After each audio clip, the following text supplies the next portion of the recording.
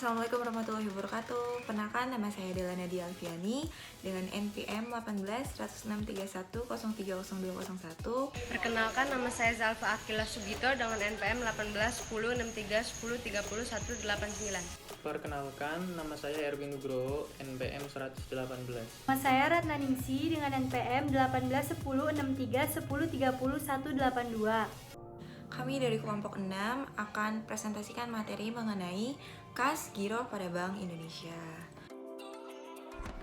Yang pertama adalah kas dan bank. Kas dan bank merupakan harta perusahaan yang sangat likuid, sehingga sangat mudah untuk diselewengkan. Setiap hari hampir seluruh transaksi dalam perusahaan menyangkut dengan kas. Oleh karena itu, perusahaan harus membuat suatu sistem yang kuat untuk mengontrol pengeluaran dan penerimaan kas dan bank. Dalam kegiatan operasional bank, uang kas dikelola oleh teller dan supervisor kas atau pimpinan unit kerja bank. Uang kas yang berada dalam counter teller merupakan tanggung jawab teller, sedangkan uang kas yang berada dalam brankas bank merupakan tanggung jawab supervisor kas atau pimpinan unit kerja bank. Nah, apa aja sih kegiatan pengelolaan kas?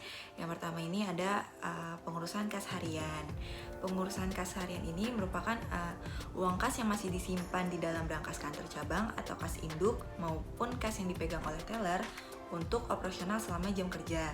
Sedangkan yang kedua adalah kas sporty atau petty cash. Merupakan dana khusus yang disediakan untuk membayar pengeluaran-pengeluaran yang jumlahnya relatif kecil untuk keperluan internal.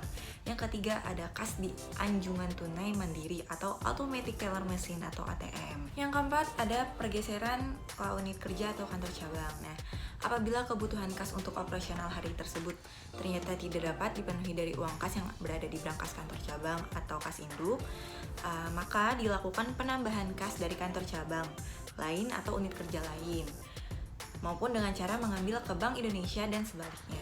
Yang terakhir, yang kelima adalah pengamanan kas. Uang kas bank, baik yang ada di penguasaan teller, dalam brankas kantor cabang atau kas induk, dalam ATM maupun pergeseran antar kantor cabang atau unit kerja, harus diamankan dari tindak kejahatan dan kebakaran.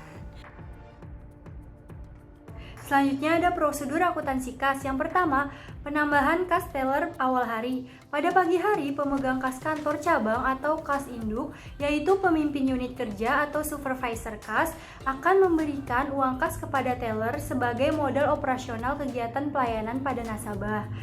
Jurnalnya, debit pada kas teller sedangkan kredit pada kas kantor atau induk. Yang kedua itu kegiatan penerimaan setoran. Kegiatan penerimaan uang setoran dari nasabah berupa setoran simpanan, setoran pinjaman, dan sebaliknya dilakukan oleh teller. Jurnalnya pada penerimaan setoran tunai, debit pada kas teller, kredit pada rekening tabungan. Apabila setoran dilakukan tidak secara tunai atau non-tunai, akan tetapi dengan cara mengambil dari rekening lain atau overbooking, jurnalnya debit pada rekening giro dan nasabah, kredit pada rekening tabungan nasabah. Yang ketiga ada kegiatan pembayaran pengambilan. Kegiatan pembukuan, pembayaran, dan pengambilan oleh nasabah berupa pengambilan simpanan, pengambilan transfer. Jurnal pembukuannya yaitu pembayaran pengambilan tunai, debit pada rekening tabungan, dan kredit pada kas teller. Yang keempat, tambahan dan setoran kas teller selama jam kerja. Apabila kegiatan penerimaan pembayaran tersebut ternyata uang kas teller kurang, maka teller akan meminta tambahan kas dari kantor cabang atau kas induk. Dan ditulis jurnalnya yaitu debit pada kas teller, sedangkan kredit pada kas kantor atau induk. Tetapi sebaliknya, jika dari kegiatan penerimaan pembayaran tersebut ternyata kas teller besar dan melebihi ketentuan maksimal yang diperkenankan oleh pemimpin unit kerja atau supervisor kas, maka teller harus menyetorkan kelebihan kas tersebut ke kantor cabang atau induk.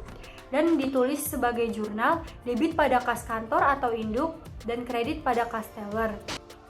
Kelima, setoran kas teller akhir hari. Pada akhir hari, seluruh kas yang dipegang oleh teller harus disetorkan ke kas kantor cabang atau induk.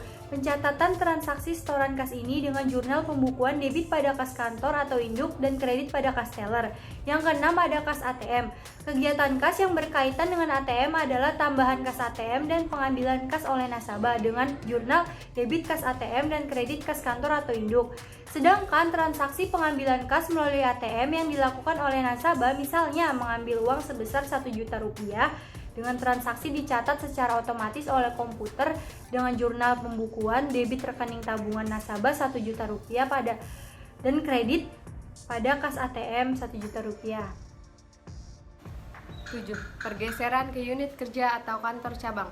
Selanjutnya, apabila kebutuhan kas untuk operasional kantor cabang atau unit kerja tersebut ternyata tidak dapat memenuhi dari uang kas yang ada di berangkas kantor cabang atau kas induk, maka kantor cabang atau unit kerja harus melakukan penambahan kas fisik dari kantor cabang lain atau unit kerja lain, atau disebut dengan pergeseran kas antara kantor cabang atau unit kerja.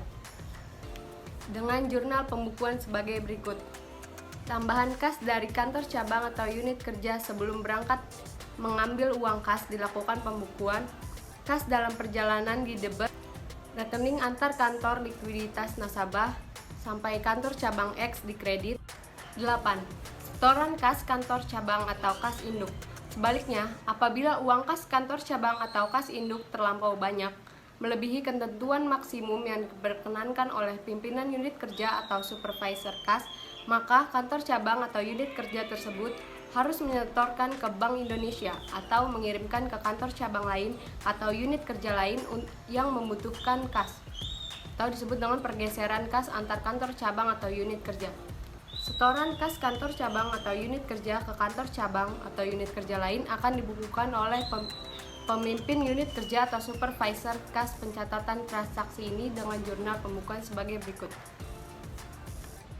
Setoran ke kantor cabang atau unit kerja pada saat menyerahkan uang kas dilakukan pembukuan dengan jurnal rekening antar kantor likuiditas nasabah sampai kantor cabang A di debit kas kantor atau kas induk di kredit. 9. Pengurusan kas sporty pada awal hari. Kas sporty di debit sebesar Rp1.000.000, kas teller di kredit sebesar Rp1.000.000.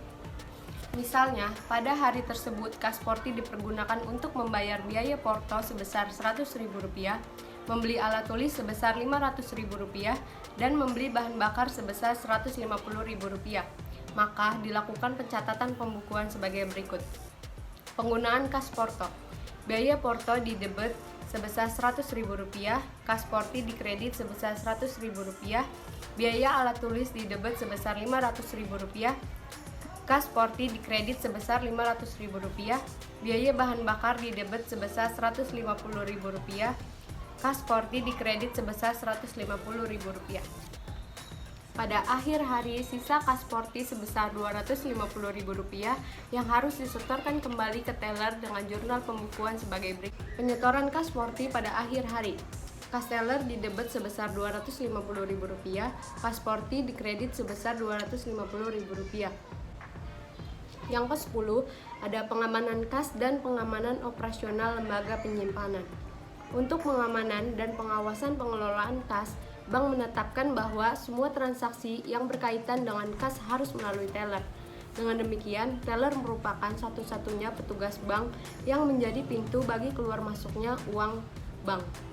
Pengamanan uang dalam perjalanan dalam rangka pergeseran kas antara kantor cabang atau unit kerja atau Bank Indonesia dan sebaliknya diasuransikan dengan deklarasi asuransi cash in transit atau CIT yang dilakukan setiap bulan sesuai dengan terjadinya transaksi pergeseran kas. Sedangkan uang kas yang berada di berangkas kantor cabang atau kas induk diasuransikan dengan deklarasi asuransi cash in safe atau CIS. Selanjutnya, kas dalam penguasaan teller selama jam kerja dan kas ATM diasuransikan dengan deklarasi cash in counter box atau CICB. Misalkan, tagihan premi untuk asuransi CIT sebesar Rp5 juta, tagihan premi untuk asuransi CIS sebesar Rp3 juta, maka akan dilakukan pembukuan oleh teller dengan jurnal pembukuan biaya asuransi CIT di debit sebesar 5 juta rupiah, biaya asuransi CIS sebesar 3 juta rupiah di debit, biaya asuransi CICB di debit sebesar 1.500.000 rupiah, kas teller atau rekening giro perusahaan asuransi di kredit sebesar 9.500.000 rupiah. Ya, kali ini saya akan menjelaskan tentang giro pada Bank Indonesia. Jadi, giro pada Bank Indonesia adalah saldo rekening giro bank baik dalam rupiah maupun dalam valuta asing di Bank Indonesia. Saldo giro pada Bank Indonesia dipergunakan untuk menyelesaikan utang piutang dengan bank lain, tambahan kas, dan sebagainya. Saldo rekening giro pada Bank Indonesia tidak boleh dikurangkan dengan kredit likuiditas yang diterima bank dari Bank Indonesia. Ya, selanjutnya yaitu ada kegiatan bank yang berkaitan dengan giro. Yang pertama yaitu pengambilan dan penyetoran kas fisik. Yang kedua, penyelesaian kewajiban kepada pihak lain. Dan yang ketiga, penerimaan tagihan dari pihak lain. Yang kedua ada jenis clearing. Jenis clearing keluaran merupakan kegiatan penerimaan warkat clearing dari nasabah untuk ditagihkan atau diserahkan ke bank lain melalui lembaga clearing. Yang kedua ada clearing masuk, merupakan kegiatan penerimaan warkat clearing yang diterima dari pihak lain atas beban rekening nasabah yang ditata usahakan di bank yang bersangkutan. Yang ketiga ada mekanisme clearing, yaitu clearing keluar dan clearing masuk. Ya, yang pertama yaitu mekanisme clearing keluar. Clearing keluar itu pertama yaitu dari teller clearing bank. Teller clearing bank setiap hari menerima setoran dari nasabah dalam bentuk warkat atau tagihan ke bank lain yang selanjutnya di-clearingkan. Yang kedua, petugas clearing bank mencatat warkat clearing pada daftar clearing menurut bank. Terus yang ketiga, pejabat bank sebelum petugas clearing berangkat ke lembaga clearing, semua hasil kerjanya diperiksa dahulu oleh pejabat bank. Yang keempat, lembaga clearing. Petugas clearing masing-masing bank membagikan daftar clearing beserta warkat clearingnya ke masing-masing bank peserta clearing. Yang selanjutnya yaitu clearing masuk. Clearing masuk merupakan kelanjutan dari mekanisme kerja clearing keluar. Jadi petugas clearing bank membawa dan lalu menyerahkan daftar clearing ke pejabat bank untuk diperiksa kebenarannya. Yang kedua, teller clearing bank memeriksa keaslian warkat dan kebenaran penulisan dan tanda tangan. Kemudian pengecekan kebenaran pengisian warkat dan tanda tangan. Apabila saldonya cukup, maka membukukan warkat ke rekening nasabah dan membuat surat penolakan bila saldo tidak cukup. Yang ketiga, petugas clearing bank menerima warkat yang ditolak dan membuat daftar clearing warkat yang ditolak serta membuat rekapitulasi daftar clearing tolakan. Yang keempat, lembaga clearing. Warkat dan surat-surat diserahkan ke bank lawan dan tindasannya disampaikan ke Bank Indonesia atau bank koordinator clearing. Nah, apabila semuanya telah cocok, pejabat bank memerintah kepada teller clearing untuk melakukan pembukuan. Sekian dari presentasi kelompok kami. Wassalamualaikum warahmatullahi wabarakatuh.